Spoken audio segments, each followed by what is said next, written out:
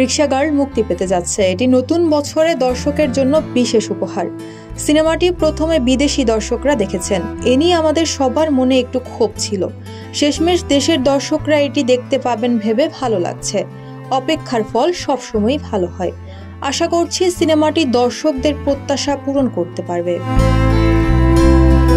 রিক্সা girl সিনেমাটি মুক্তি প্রসঙ্গে এভাবেই বললেন নভেরা রহমান। এর আগে নভেরা রুবাইয়াত আহমেদের মেড ইন বাংলাদেশ ও মান্না হীরার ৭১-এর ক্ষুদিরাম সিনেমায় অভিনয় করেছেন তিনি।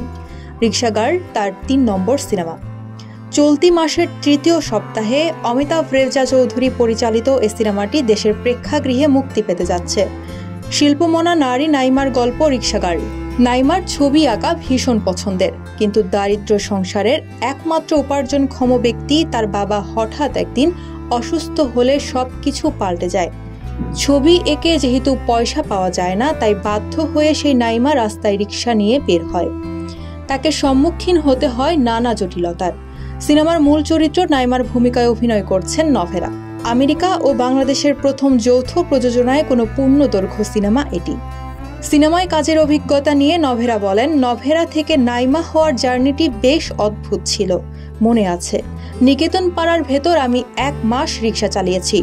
আমার পেছনে এডিরা বসে থাকতো আর আমি রিক্সা চালাতাম। পড়াশোনার জন্য দেশের বাইরে অনেক বছর থাকতে হয়েছে। সিনেমায় কাজ করতে গিয়ে ঢাকাকে খুব গভীরভাবে দেখার সুযোগ হয়েছে। সবকিছুর কৃতজ্ঞতা প্রকাশ করছি আমি আমার টিমের প্রতি। শুধু ঢাকা নয়, পাবনাতেও এ দৃশ্য ধারণ হয়েছে। সেখানে রাস্তা রিক্সাওয়ালাদের সঙ্গে মিলেমিশে রিক্সা চালিয়েছি। নির্মাতা, অভিনয় শিল্পী সবার জন্য এটি কষ্টের প্রজেক্ট ছিল। দেশের বাইরে বিভিন্ন উৎসবে সিনেমাটির প্রদর্শনী হয়েছে। New York, Los Angeles, London, Germany ও দুবাইয়ের শোতে উপস্থিত ছিলেন নভেরা। বিশেষ করে শিশুদের কাছ থেকে বেশি সাড়া পেয়েছেন তিনি। নভেরা রহমানের বয়স যখন ৪ মাস, তখন তার মা মমিনা চৌধুরী অভিনীত দূরে কোথাও নামে একটি নাটকে অভিনয় করেছিলেন। নির্ধারিত শিল্পীর অনুপস্থিতিতে তাকে ক্যামেরার সামনে দাঁড়াতে হয়। মায়ের কোলেই ছিল প্রথম কাজ। মা মমিনা চৌধুরী নাট্যদল আরণ্যকে থাকায় মঞ্চের ভুবনেই বেড়ে উঠেছেন তিনি। সেই জায়গা থেকে থিয়েটার রক্তের মধ্যেই আছে। স্কুল কলেজ শেষ করে একসময় স্নাতকে পড়তে কানাডায় চলে যান তিনি। ওই সময় খুব শখ করে একটা থিয়েটার কোর্স নিয়েছিলেন। কোর্সটা ভালো লাগায় মঞ্চের প্রতি তার আলাদা দরদ তৈরি হলো। রিক্সা গার্ল সিনেমায় অভিনয়ের পর ক্যামেরার পেছনের কাজ নিয়ে ব্যস্ত ছিলেন নভেরা।